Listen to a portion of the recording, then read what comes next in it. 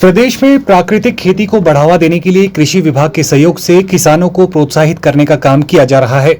इसी के चलते हमीरपुर कृषि विभाग सभागार में हिमरा संस्था के द्वारा प्रदेश स्तरीय 2 दिवसीय कार्यशाला का आयोजन किया गया, जिसमें प्रदेश के 5 जिलों के प्रगतिशील किसान हिस्सा ले रहे हैं।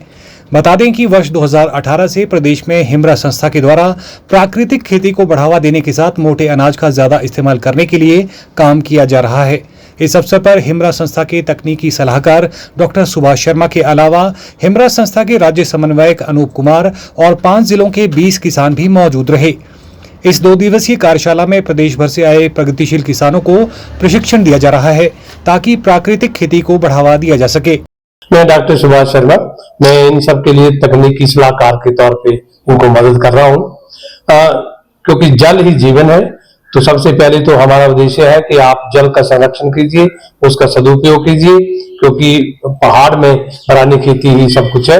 और इसके लिए जितनी हमारी परंपरागत जो बीज है, फसलें हैं, उनको बचाना, उनको बढ़ावा देने के लिए बीज का बहुत जरूरी है। और जो केमिकल रहित जो हमारे खाद्यान्न है वो होने बहुत जरूरी है, क्योंकि आजकल रसायन युक्त खाद्यान्न से बहुत ज्यादा बीमारियां फैल रही है। उसके लिए हम इनको प्रोसेसिंग, उनका जैसे फूड सिस्टम है उसमें उनको कैसे लाया जाए, उसके लिए हम प्रेरित कर रहे हैं। ये कार्यशाला हिमारारी के का एक स्टेट नेटवर्क है, उसके द्वारा की जा रही है।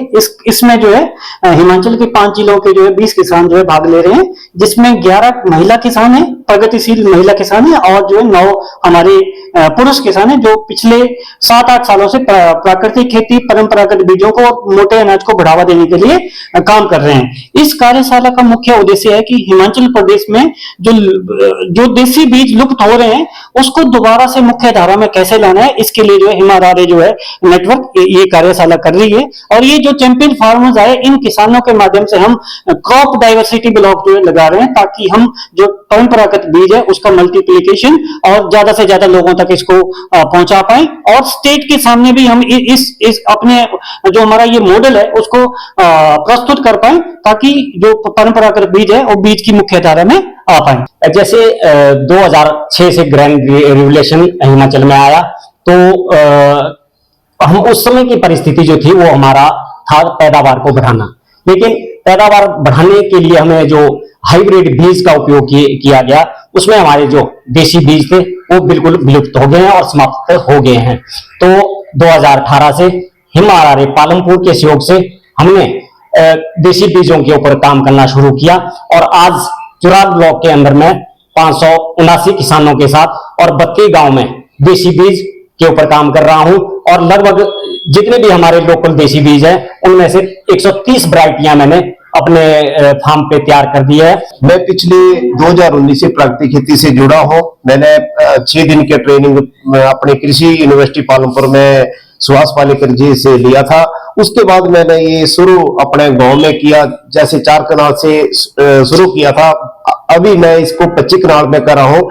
इसके साथ साथ मैं विभाग के माध्यम से ही अपने हिमारारे नेटवर्क से जुड़ा, और पिछले 3 सालों से मैं हिमारारे के साथ मिलकर के जो मेरे पुराने देसी बीज है जो कि बिल्कुल विलुप्त हो चुके हैं, मोटा अनाज है, ये सारा जो हम विभाग के साथ मिलकर के इस काम को कर रहे हैं। आज 2021 में मेरा गांव जो है वो एक आदर्श गांव के रूप में विभाग ने अपने अंतर्गत लिया। उसके बाद मेरे वहां पे 60 परिवार ऐसे हैं जो कि प्राकृतिक खेती कर रहे हैं। नाम रीना है, मैं गांव पनेला डिस्ट्रिक्ट चंबा से हूँ, और मैं पिछले 5 सालों से प्राकृतिक खेती कर रही हूँ। और 3 सालों से पावर ट्रस्ट के साथ जुड़कर RRA नेटवर्क के सहयोग से हम प्राकृतिक खेती और